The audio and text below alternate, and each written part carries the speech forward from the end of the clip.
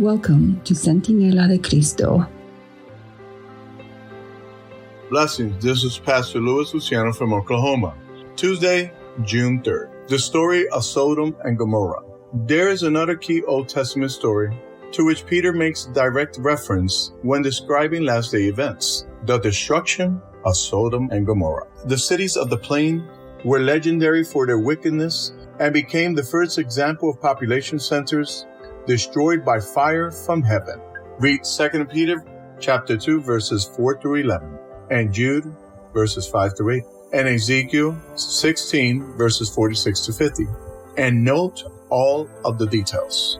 What were the moral conditions that led to the destruction of these cities?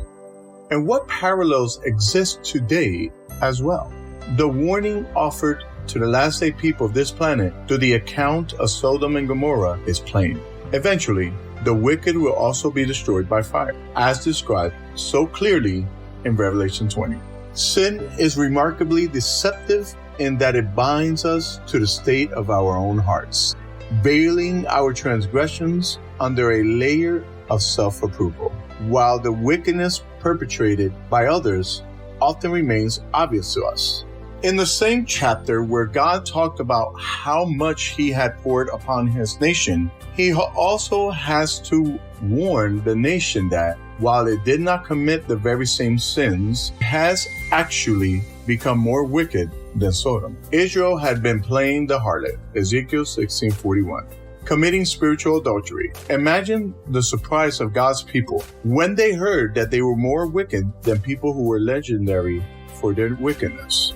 This is nothing new, not just with ancient Israel, but with all of humanity. In Romans 1, verses 18 to 32, Paul presents a long list of human evil that could have been written based off today's newspapers. Paul's description of Gentile sin was not intended to create feelings of superiority among the Jews, but so that God's people finally could understand the seriousness of their own sins. Nathan did the same thing when he spoke to David. He told the story of a rich man who stole a lamb from a poor man.